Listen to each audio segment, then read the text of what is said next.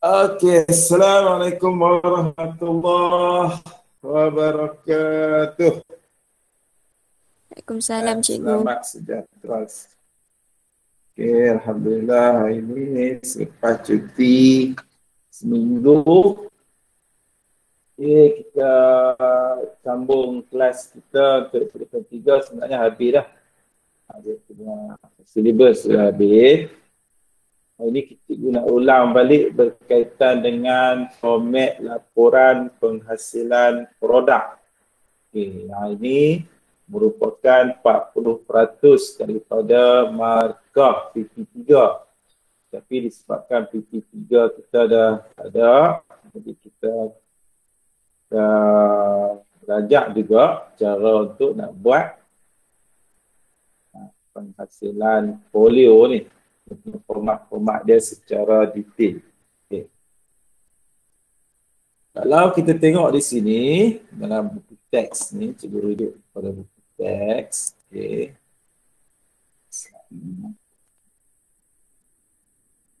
Okay, kita tengok kita cukup besar sikit. Okay. Nampak tak? Dalam screen tu. Okay. Okay. Kalau kita tengok format laporan tu, dia folio ni yang sudah-sudah tahun lepas tak ada PP3 tahun lepas 2020 PP3 tak ada. Jadi benda ni pun dah pelajar-pelajar tak buat tahun ni pun PP3 tak ada. Jadi pelajar-pelajar pun tak buat, tapi cikgu harap tahulah bagaimana kita nak buat laporan ni macam mana nak buat.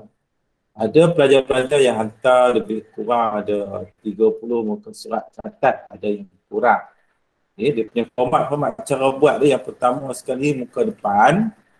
Cikgu dah hantar dulu sekali kat kamu ni satu dalam grup WhatsApp tu, dia punya contoh-contoh yang pelajar-pelajar 2 tahun sudah buat. Okay, cikgu bagi tu di antara mereka-mereka yang terpilih yang baik laporan dia. Okay, muka depan, kemudian ada penghargaan. Muka depan ni dia punya borang cikgu bagi ni, lekatkan saja dalam folio tu. Kemudian penghargaan ni ucapan terima kasih kepada pihak-pihak yang beri sumbangan, contohnya kepada mereka-mereka yang dulu mengisi borang-borang seperti pelanggan,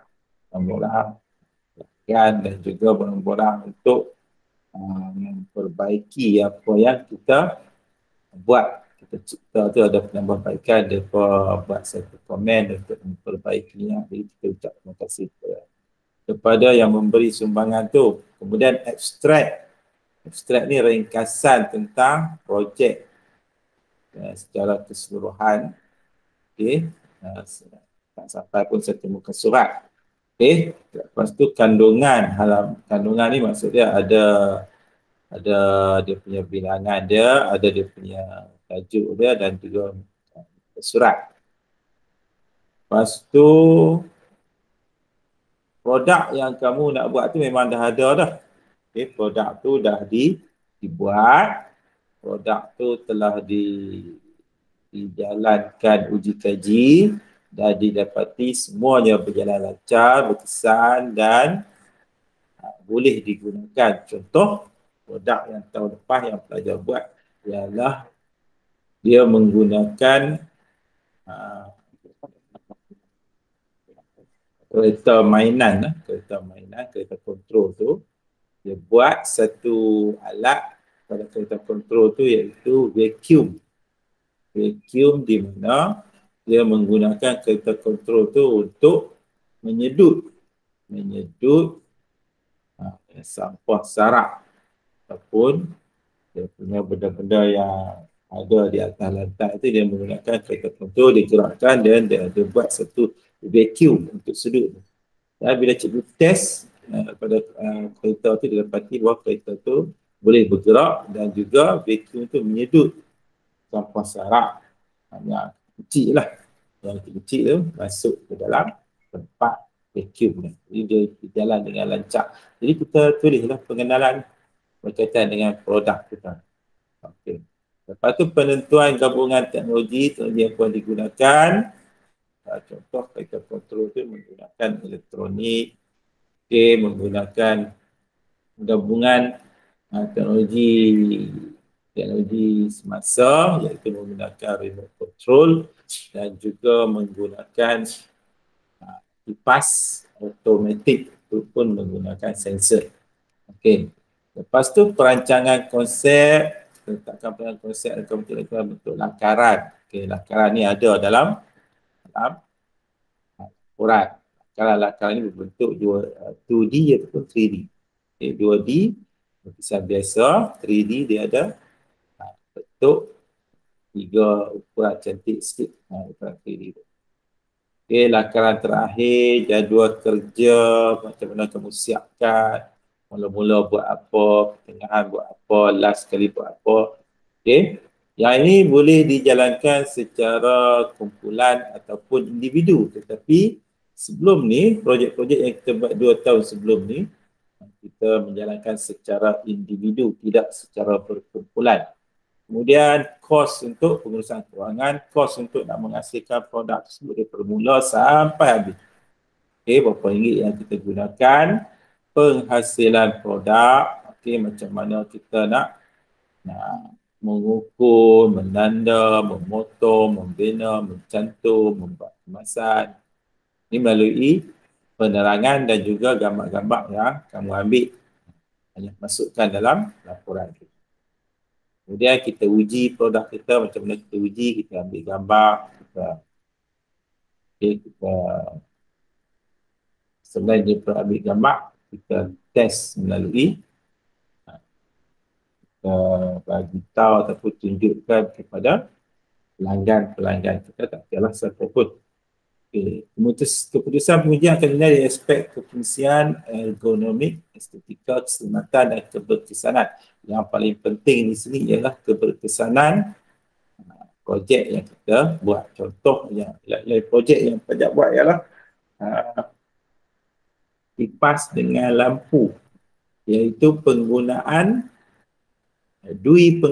iaitu satu alat di mana sebelah malam boleh digunakan sebagai lampu dan juga kipas. Ada dia buat.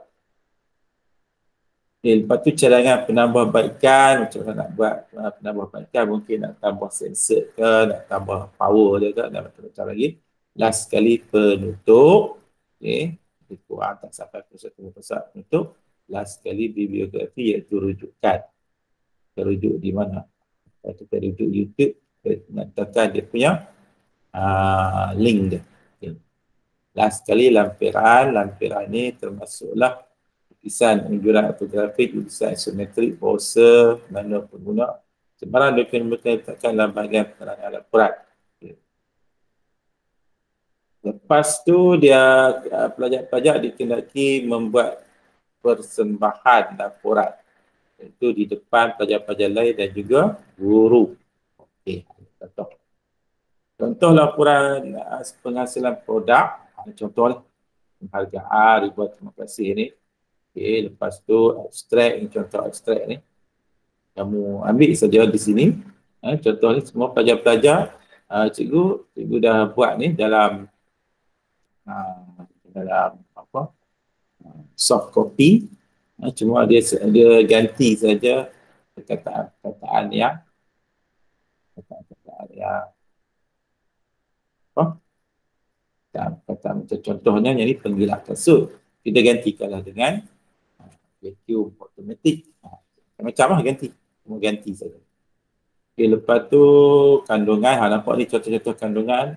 Okay, pengenalan muka surat berapa, gabungan teknologi muka surat berapa, perancangan konsep muka surat berapa, lakaran akhir muka surat berapa, duduk pengurusan kewangan muka surat berapa, pengujian dan penilaian, caranya penambahbaikan, penutup, bibliografi, lampiran last sekali. Sampai 13 muka surat. Sini ada 13 muka surat. Banyak sikit je. Okay, tapi kebanyakan pelajar buat lebih daripada 13 muka surat. Sebab tak cukup. No? Kebanyakan pelajar cikgu 2 tahun sudah ni dia buat lebih daripada 13 muka surat. Okey. Ni contoh-contoh pengenalan lah. Jadi cara dia buat tu borang kajian pelan-pelan ni, borang ni dah ada dah. Dah siap dah, boleh beli di koperasi, biasa koperasi jual. Okey. Lepas tu ni misalnya masalah inventif, project brief. Ni nama dia punya borang untuk project brief. Okey, aplikasi project brief. Gabungan teknologi, dia siap buat lah. Konsep, lakar pengembangan idea, macam mana buat ni, dia punya tempat penggilat kasut. Ini lakaran idea, kamu lakarkan projek kamu tu. Macam ni, lakaran idea 1, 2, 3, 4, ni contoh dia buat 4. Lakaran akhir, 1, lakaran ceraian, 1 dia punya lakaran, ni dah siap semua dah. Cuma tanda-tanda je dia kerja, penulisan keuangan, isi saja. Okey, dah ada dah semua pengasihan produk, buat kemasan. Jadi kamu ambil gambar kan? Macam ni, kamu ada nanti. Ni dalam ni semua dah ada ni, kamu cuma ambil gambar. Gambar letakkan dalam tu.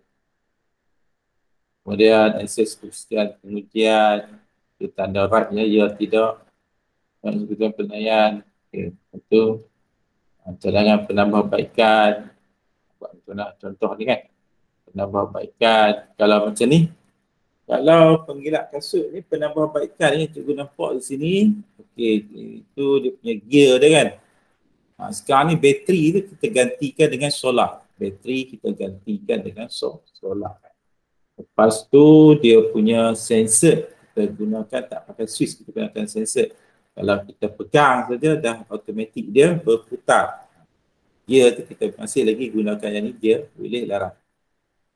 Okay, semua benda-benda tu sensor semua ada dijual di Shopee, dia murah. Mana penutup? Kemudian betul. 12 muka surat. Okey, 13 muka surat ni lampiran.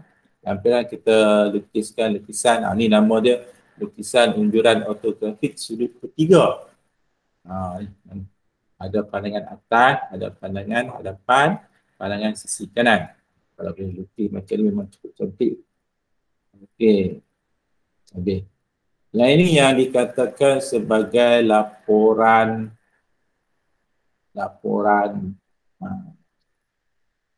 untuk projek folio. Siapa yang buatnya, laporan ini lebih kurang macam ni.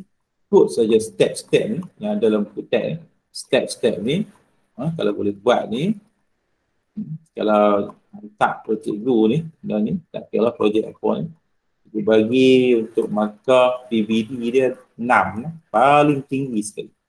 Dia ada 1 sampai 6. Okey, kalau boleh siapkan benda ni, sebab dia 40 markah. Kalau boleh buat benda ni, siapa yang boleh buat lah. Cikgu bagi dia punya PPD dia, nilai yang paling tinggi sekali ialah 1, 2, 3, 4, 5, 6. Dia boleh menghasilkan produk. Siap sekali dengan dia punya produk. Okey. Ini yang dinamakan sebagai laporan ataupun dokumentasi projek yang kamu buat. Tak kira projek apa pun. Apa yang kamu reka, apa yang kamu nak buat. Okay. Dan kita buat sebagai dokumentasi. Dan juga dipanggil sebagai folio. Kalau ikut di sini lebih kurang 12 ataupun 13 muka surat. Okey. Aidil. Oh, Dana. Cikgu. Boleh buat tak benda ni? InsyaAllah boleh. Yang ni kalau boleh buat, dia tidak diwajibkan. Kalau kita ada PT3 memang diwajibkan, tapi dah tak ada kan. Cuma ada dalam PBD. Kalau kamu nak dapat markah yang tinggi untuk PBD, penilaian tak silap darjah ni, markah dia dari 1 sampai 6. Kalau nak markah tinggi ni, kalau kamu buat benda ni, dapatlah markah tu. Kalau tak buat lingkungan dalam 1 hingga 5 saja. Kalau buat ni, tak akan dapat 5 ataupun 6. Okey dah. Ya, okey. Boleh lah. Kemudian tengok satu lagi. Ada satu video yang cikgu dapat daripada YouTube.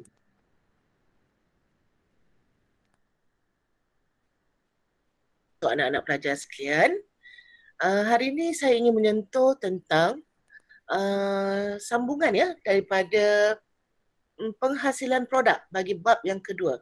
Seperti mana anak-anak pelajar sekian telah maklum, sebelum cuti saya telah maklumkan kepada pelajar-pelajar untuk bersedia bagi menghasilkan produk di atas gabungan 2 teknologi.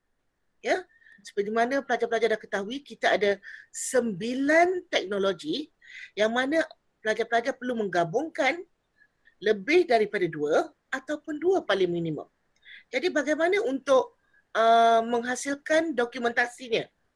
Okay, kita rujuk pada buku teks ya, pelajar, sebagai garis panduannya. Buka pada muka surat 113 ya, 113, di mana di situ dinyatakan tentang format laporan penghasilan produk. Pada muka surat hadapan, pelajar tidak perlu risau.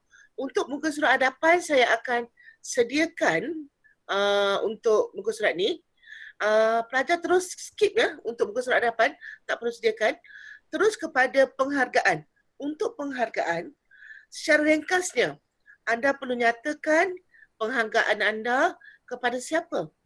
Kepada siapa yang anda ingin nyatakan, ya?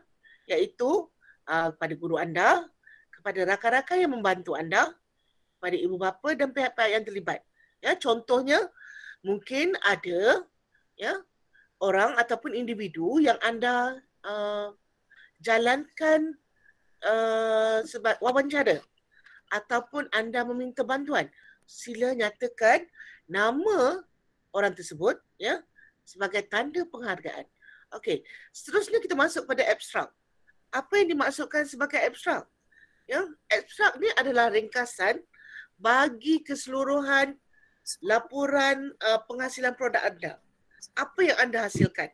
Saya ambil contoh, anda hasilkan produk aquaponik. Kenapa produk tersebut dihasilkan?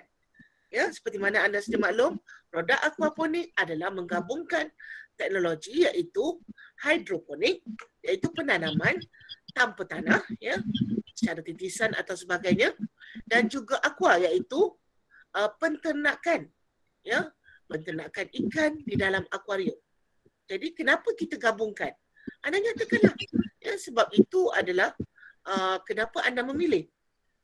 Ya, jadi nyatakan di bahagian abstrak, iaitu anda menyatakan keistimewaan dan penyelesaian masalah pada anda. Mungkin pada musim PKP sekarang, mungkin kita nak keluar mencari sayur payah, nak keluar cari ikan payah. Jadi bila anda menghasilkan produk aquaponik, anda boleh menyelesaikan permasalahan yang terjadi pada waktu yang agak darurat ini. Okey, seterusnya kepada kandungan. Di mana anda sudah maklum, ya, kandungan itu merupakan muka surat yang telah anda susun setelah selesai keseluruhannya. Jadi bahagian ini pun anda skip dahulu. Okey, kita terus kepada pengenalan. Okey, pada bahagian pengenalan, kita ada konsep 5W plus 1H. Apa yang dimaksudkan sebagai 5W? What, why, who, when, where, dan H-nya adalah how. Apakah produk yang anda hasilkan? Nyatakan pada pengenalan tu. Apa produk yang anda hasilkan? Why? Kenapa produk tersebut anda perlu hasilkan? Untuk selesaikan masalah apa? Dan who? Siapa pengguna sasaran bagi produk tersebut? Who? Ya? Anda boleh nyatakan kalau anda rasa payah sangat nak tentukan target pengguna anda nyatakan sebagai pengguna umum. When? Bila produk digunakan? Boleh nyatakan sepanjang tahun. Ya? Itu lagi senang. Where? Bila produk digunakan? Ya, di manakah produk digunakan? Maknanya boleh digunakan di rumah. Ya. Dan how? Bagaimana produk itu berfungsi? Terangkan sedikit bagaimana fungsi produk anda secara ringkas.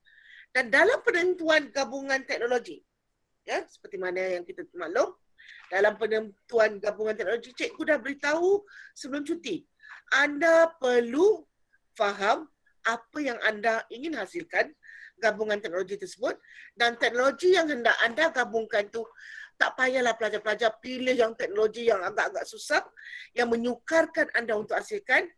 Ya, pilihlah teknologi yang senang untuk digabungkan, tetapi merupakan satu daripada produk yang inventif, ya, produk yang boleh kita ketengahkan kepada pengguna.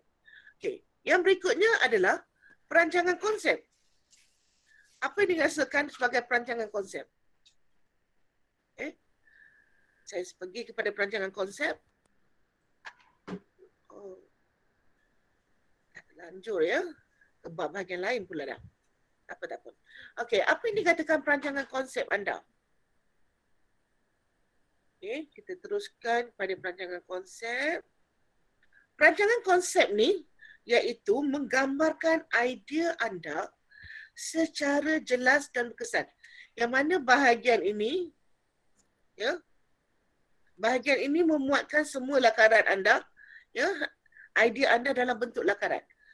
Saya dah beritahu pelajar, lakaran hendaklah dilukis, dilakarkan dalam bentuk 3 dimensi. Okey? Dan lakaran tersebut hendaklah disediakan 3 lakaran.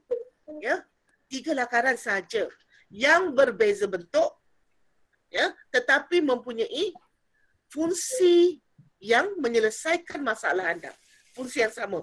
Bukan kata anda katakan nak buat beg pelbagai. Sekali yang ni anda buat beg, yang satu lagi anda buat kotak. Itu dah lain. Ya, kalau maknanya anda katakan nak menghasilkan beg pelbagai, beg tersebut mungkin beg yang satu berbentuk kotak, ya, berbentuk 4 segi, satu begnya berbentuk bulat, dan satu lagi begnya berbentuk, ya, segitiga. Okey, itu dikatakan perancangan konsep.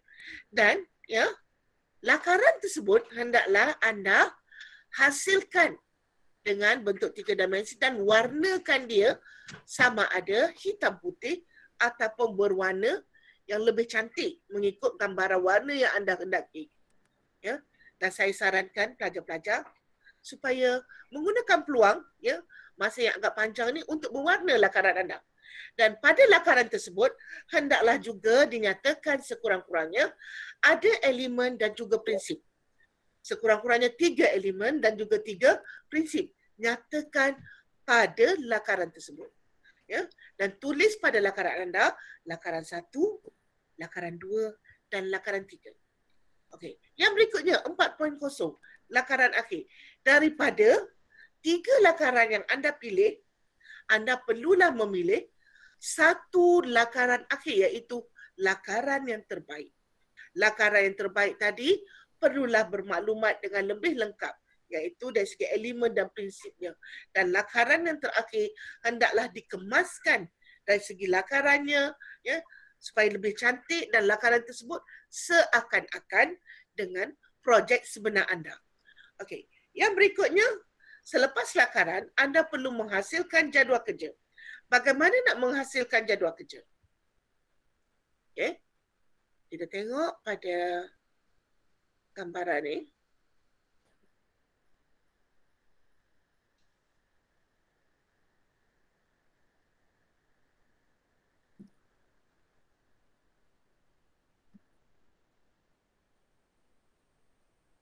Okey. Pada muka surat 123, ya, pada buku teks anda, ada contoh jadual kerja. Pelajar hanya tiru saja. Ikut saja jadual kerja pada buku teks ini. Ya, tak payah ubah. Ikut saja seperti mana jadual kerja ini. Okey. Yang berikutnya. Okey. Yang berikutnya kita pergi terus kepada patah balik semula. Pada yang berikutnya iaitu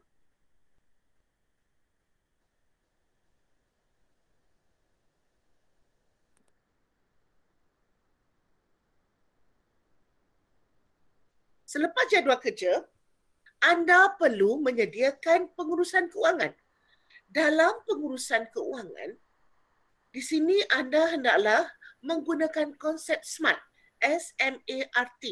Konsep SMART anda boleh rujuk dalam buku teks anda pada muka surat sebelumnya, iaitu anda boleh rujuk. Boleh buka apa yang dimaksudkan dengan SMART. Saya percaya konsep SMART ni anda telah pelajari semasa tingkatan 2 juga.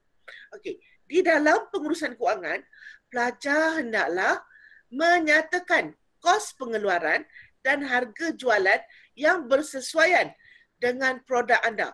Bagaimana hendak menyatakannya? Okey, pada muka surat yang berikutnya saya akan tunjukkan contoh bagaimana nak menyediakan perancangan keuangan.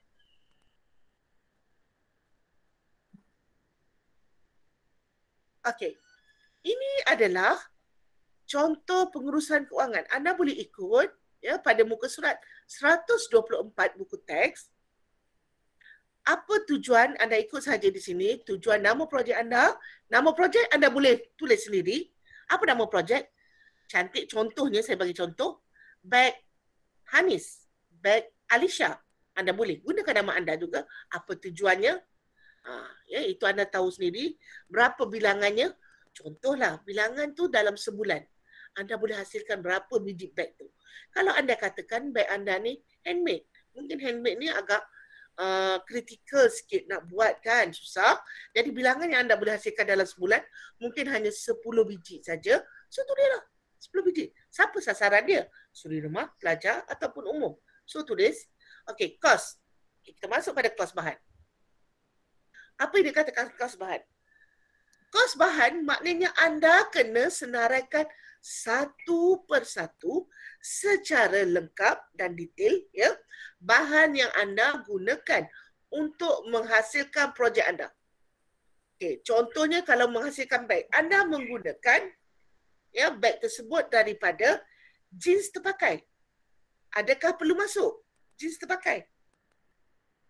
Kalau tak perlu, maknanya jeans tu dah banyak, anda tak perlukan nak masuk, tak payah masuk. Okay? Kalau jeans terpakai tu anda dapatkan daripada kedai bandar, mungkin dengan harga RM5, so anda tulislah jeans terpakai, kuantiti 10, harga kos seunit RM5, ataupun mungkin dapat lagi murah RM2, tulislah. Okey. Yang berikutnya, selain daripada jeans, anda menggunakan juga ada butang, ada zip, dan sebagainya. Ikutlah senarai tersebut satu persatu dan pastikan kos seunit tu adalah relevan. Jangan mengarut. Jangan mengarut. Takkanlah harga zip, awak letak zip tu harganya RM18. Kecuali lah awak pakai zip besi. Kalau awak pakai zip biasa tu baru berharga 60 sen hingga 80 sen. Butang sebiji mungkin harga 30 sen. Ataupun awak ambil butang yang cantik sikit, sebiji harga 50 sen. Maknanya kuantiti tu biar berbaloi dengan apa yang anda nyatakan. Dan kira jumlah pada keseluruhannya setelah dicampur. Okey, kita pergi kepada B pula. Yang tadi kos bahan. B, bilangan pekerja kali masa kali kadar upah sejam dan bilangan hari. Bilangan pekerja minta tolong pelajar, jangan merapu. Tulis saja pekerja anda sekurang-kurangnya 2 orang. Jangan lebih daripada 3. 2 sahaja. Sebab saya mengandaikan anda adalah usahawan yang baru nak mula bertapak. Jadi bila kita nak mula bertapak, kita jarang menggunakan pekerja yang ramai. Jadi bilangan pekerja kita 2. Kalikan berapa masa dia bekerja sehari. Biasa normal orang bekerja 8 jam sehari. Kalikan 8 jam. Kadar upah sejam. Biasanya kadar upah sejam, kalau kita tengok saya daripada pengetahuan am kita adalah RM3 sejam ataupun RM2.5 sejam. Bilangan hari, berapa hari untuk dihasilkan beg tersebut. Mungkin dia menghasilkan dalam 10 hari ataupun 8 hari. Kira ikut yang logik anda. Okey, yang berikutnya cost overhead. Apa yang dimaksudkan cost overhead? Cost overhead adalah kos yang tidak terlibat seperti kos upah dan sebagainya, iaitu kos elektrik, kos air dan kos pengangkutan.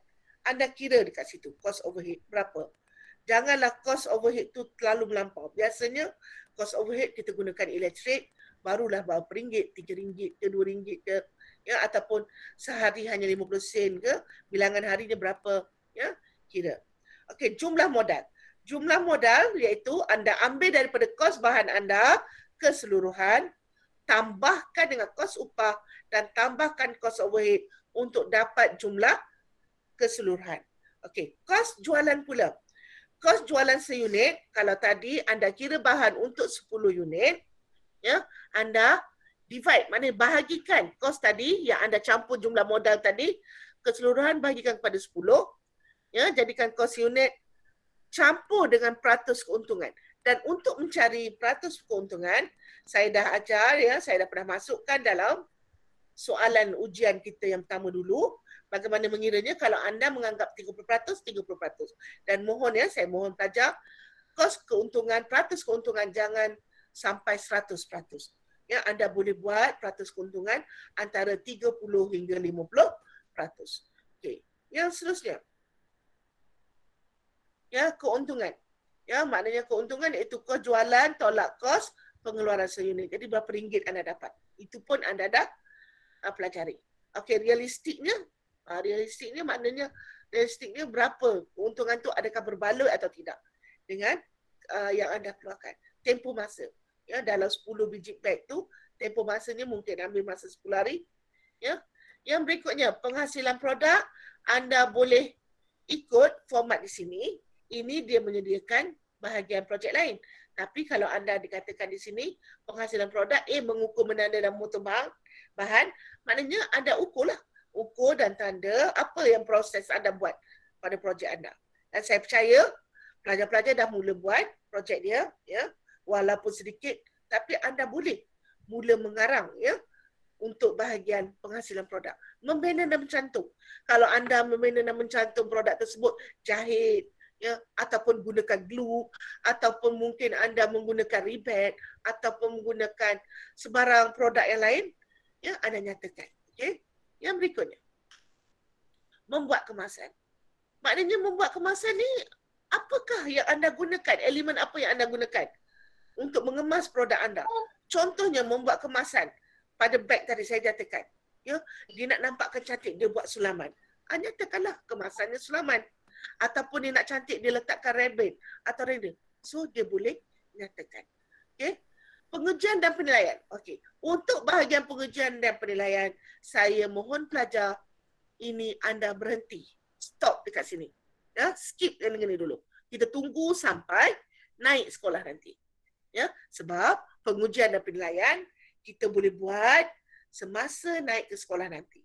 Sama ada diuji secara makmal, diuji secara nyata dalam kelas, ya, pengujian secara tunjuk bahan dan sebagainya, anda boleh nyatakan nanti. Okey. Untuk pengujian dan penilaian, saya tak nyatakan anda skip tu bermaksud anda tak boleh tulis. Anda boleh tulis ataupun boleh typekan, sebab saya dah nyatakan dokumentasi boleh menggunakan tangan, tulisan tangan, ataupun menggunakan komputer. Jadi anda buat dulu ayatnya. Jadi bahagian ujian apa yang anda gunakan, tinggalkan kosong dahulu. Okey? Sebab anda belum buat lagi pengujian di hadapan saya. Okey. Untuk analisis keputusan pengujian pun juga tinggalkan 8.2. Penilaian pun tinggalkan. 8.4 analisis keputusan penilaian pun tinggalkan. Dan 8.5 menilai kesesuaian produk pun just type dulu, ikut saja format ni, ya, ataupun tulis saja dulu. Dan cadangan penambahbaikan pun, ya, anda tulis saja, ya, dulu, tetapi belum secara detail lagi, ya, sebab biasanya cadangan penambahbaikan selepas anda present depan saya, ya, bentang depan saya, kita akan mendapat feedback daripada rakan-rakan dan juga saya. Dan itulah kita gunakan sebagai cadangan penambahbaikan, ya, sebab rakan-rakan akan membantu anda. Dan seterusnya penutup. Okay. Dan diakhiri dengan bibliografi, di mana sekiranya anda mempunyai bahan rujukan daripada internet, buku dan sebagainya, nyatakan. Ikut format ni. Ya. Okey, sekian. Salam, ya, daripada saya. Walaupun kita tak berjumpa, tapi saya ada di hati anda. Selamat berbuka. dan Assalamualaikum.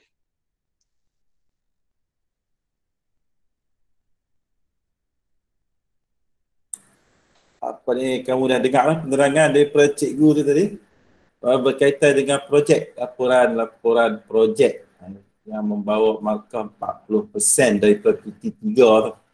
Okey. Ada berapa soalan nak tanya Aikal? Projek Oh, apa Aikal. OS? Ha?